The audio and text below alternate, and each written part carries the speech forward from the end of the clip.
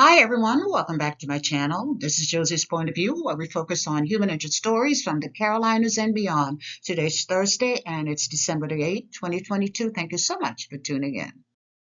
If you're new to my channel, I'd like to extend to you a warm welcome. Thank you so much for stopping by. I hope you find the information here to be informative.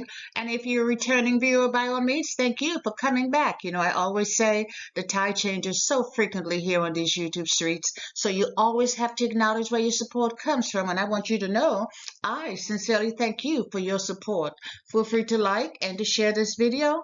And don't forget to subscribe. And our story today takes us to the city of Fayetteville here in North Carolina. Take a look at the headline. And it reads, Woman in Mental Health Crisis Shot 17 Times by Fayetteville Police. I'll provide you with a summary here, and as always, I'll place links to a few of the full articles in the description box. You know, sometimes I am left amazed at the realization that some stories will trend on social media and receive worldwide exposure, while others barely make it even past the local news. And that saddens me because we have a story in Fayetteville involving this young woman who was shot multiple times by police while inside her grandparents' home, and the world has remained silent. And for several months now, I've been waiting for this story to get the exposure it deserves, and so far it has not. Well, the autopsy of that killing was released as the election results were being discussed last month. And once again, this case just slipped by unnoticed and definitely without getting any type of public outcry. Now, I covered that story 4 months ago, and that video is currently posted on my page. And my objective today is to pick up from where we left off. In my previous video, the focus was on the description of the events provided by eyewitnesses, and they definitely did not match what was provided by the police. What the police said about the incident. Now, these eyewitnesses were the residents of the home and the victim's grandparents. The grandfather has been very outspoken in his search for justice, and he was there when the shooting took place and still disputing the police version of the events. So the focus of this video is on the autopsy results, but let's summarize some of what was covered in the last video before we move forward with the new information. So 22-year-old Jada Johnson was a single mother of a young daughter who had been allegedly trying to escape an abusive relationship. She had just been released from the Cape Valley Hospital, where she had been hospitalized for observation after suffering a mental health crisis. According to her grandfather, on the night of the incident, she had called the police because she believed her boyfriend and his friends had been driving by the house in an attempt to harm her. Specifically, the call to police had been reported as a possible break-in. The grandfather said he explained to police when they arrived that Johnson was in a mental health crisis, and after some persuasion, she agreed to go to the hospital and an ambulance was called. But for reasons that makes absolutely no sense, police then canceled the ambulance. And I'm sure you want to know why. And that's a very good question. Well, it was reported by the grandfather that one of the officers stated he would take Johnson to the hospital in his police car. And as I have previously stated, that in itself is a very bad decision. It's simply a recipe for disaster. It never works. I've seen it happen right here before. The police enter a resident's home, talk about taking the resident to treatment, and then before you know it, the resident is dead. Why? Because there's no trust. It's happened right here not too long ago. And I have to tell you that that is going to be the focus of one of my future videos. This tragedy keeps being played out over and over, and the residents end up dead. But whether or not they were really trying to take her to the hospital it's debatable, because the grandfather said what they were trying to do is to arrest her for filing a false police report. It was reported that at one point the two officers went outside of the home to have a private conversation, and this only served to increase Johnson's paranoia. It was stated she followed them outside, requesting to know what they were talking about. And as you might imagine, they essentially told her the conversation was none of her business. I'm just paraphrasing here, but they did tell her that she did not need to know what they were talking about. But when those two officers got back into the house, all hell broke loose. The grandfather stated that Johnson believed the two officers were conspiring to harm her, and at some point she pulled a weapon and pointed it at herself. Relatives say she never pointed the weapon at anyone in the house. She was not waving the weapon, and she did not threaten the police officers or anyone else in the home for that matter. And at some point she did put the weapon down, and eventually she picked it up again. Now, this is in direct contradiction with the police version of events because the grandparents stated she put the weapons down, provided them ample time for them to taser her or take action to retrieve the weapon, but they did not do so. Sometime later, she was distracted as she moved across the room, and at that point, the grandfather stated Johnson was tackled to the ground. Relatives say she hit her head on the table, then hit the wall as she fell motionless to the floor. They said she was lying on the ground and not moving. They said at one point her grandfather attempted to intervene when he saw what was going on with his granddaughter, and he was placed in handcuffs. They said it was at that point a second officer rolled off of Johnson, and another officer came from across the room and shot her twice as she lay there on her stomach.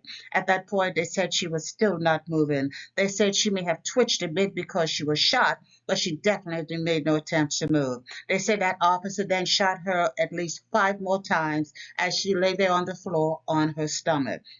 There may have been more shots fired because it was never clear how many times she was shot because the police kept that a secret. But one thing was certain, she died right there in her grandparents' home on the dining room floor. The grandfather stated they murdered his granddaughter right there in front of him. He stated he was detained in handcuffs in his own home for over an hour before police confirmed to him that his granddaughter was deceased. And as I already mentioned, the police version of what took place is inconsistent and contains a lot of missing pieces, leading one to question their reporting of the entire incident. The question all along has been, is this simply another attempt to cover up wrongdoing by police? And why was Jada Johnson murdered in her grandparents' home?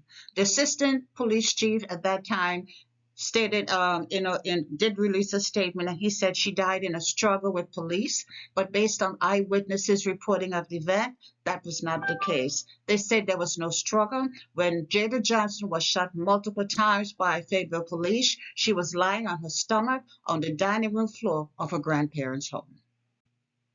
And last month, as the election results were being discussed and people were distracted, it was at that point the autopsy findings were made public. I have to tell you, the timing of the release seemed rather suspect to me. A lot was going on, but this information just slipped on by without a whole lot of people even noticing it. Was the timing part of a strategic plan? It probably was. It could have been. It looked like it, but we just can't say that for sure. The autopsy revealed that Jada Johnson, a young woman everybody agrees was having a mental health crisis, that she was shot a total of 17 times as she lay on the floor on her stomach in her grandparents' dining room. Specifically, she was shot in the head at least twice. One shot entered the right side of her head, and another gunshot created a depression and a skull fracture. She had multiple gunshots to her right forearm, her arms, her shoulders, her right hip, and her torso. So they shot her up everywhere. A total of 17 times. Imagine that 17 times as this woman lay on the floor on her stomach. And so I have a few questions. So let me just go ahead and ask, where is the outrage? How can this ever be justified? Am I the only person who have a problem with the murder of this young woman? Am I the only one willing to say this was overkill? Yes, overkill. How can this ever be justified? I'm just asking. They say the autopsy found illicit drugs in her system. So what? So tell me, how does this justify pumping 17 bullets into this woman as she was lying and died on the floor of a relative's house? I'm just asking because I need to know. And ever since this event took place, ever since Jada Johnson was murdered, her grandparents have remained steadfast in their call for justice for their granddaughter. Their primary desire right now is for someone to be held accountable. They want to see the police officer who took their granddaughter's life. They want that police officer to be held accountable. And I have to tell you, there's a sentiment among many communities. Many don't trust the police. Many don't believe the police can be relied on to protect and serve. Protect and serve in this instant would have been allowing the ambulance to arrive at the home and allowing them to transport the young woman to the nearby hospital where she could be treated. Many are left wondering, had she been transported to receive the care she really needed, whether that action could have saved her life. And just to bring you up to date with what has taken place, first, there's been a lot going on behind the scene, but I saw a news article on December the 1st, and it stated that the family would be able to view the police body cam on December the 8th. Personally, I did not feel that would have been a productive because based on the last video cam I saw, it had been cut and pasted, and it did not really reflect the events that, since I had seen a prior video, it did not reflect what I saw with my own eyes. So I did not feel it would be productive. It would have been a productive encounter. It may have been frustrating for the family, especially the grandparents being there and seeing what happened. And then they saw bits and pieces of a video cam that did not create the same impression. So in a way, I had mixed feelings about it. But this morning, which is December the 9th, I got up and I began looking for follow-up articles because I wanted to see what type of feedback was available from that body cam review. And the news headline stated that the family had decided that they would not review that police body cam video, but it has nothing to do with what I had implied. And here's the reason why. The family attorney, his name is Harry Daniels, he did a phone interview with WRAL, and in that interview we learned that the local judge had placed a gag order on them. And based on that gag order, they would be able to view the police body cam video. Only the attorney would be able to take notes, and no one would be able to speak about it publicly. And I'm like, darn, what's that all about? Who is this gag order protecting? Because based on that, it appears that the gag order is not designed to protect the victim. Seems to me, allegedly, that the gag order might have been in place to protect the police, which are the ones who shot this young woman 17 times as she lay on her stomach in her grandparents' house. So Attorney Daniel, he came out publicly to say that he feels the gag order should be removed. And I say, yes, it needs to be removed because we, the public, need to know what's going on with this case. And so, like many others, we wait. We continue to wait for justice. I don't know what it will take for this story to go viral, but it really needs to do so. I have given every YouTuber permission to use this content freely. No permission is needed. We need to share, share, share. Let the world know what has happened to Jada Johnson. We can't allow this story to be pushed under the rug. I agree nothing anyone does will bring her back.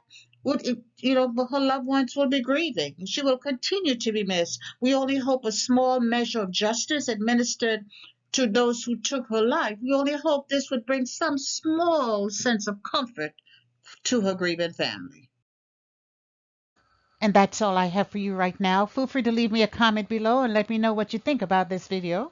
And by all means, feel free to like it and to share it. And if you haven't done so already, I want to invite you to subscribe to my channel by clicking on that right subscribe button. It's on the bottom right-hand corner of your screen. And if you click on the bell that looks just like this one, that's a notification bell. If you click on that notification bell, you'll be the first to know whenever a new video is uploaded. I thank you for watching, and I'll talk to you soon. Bye.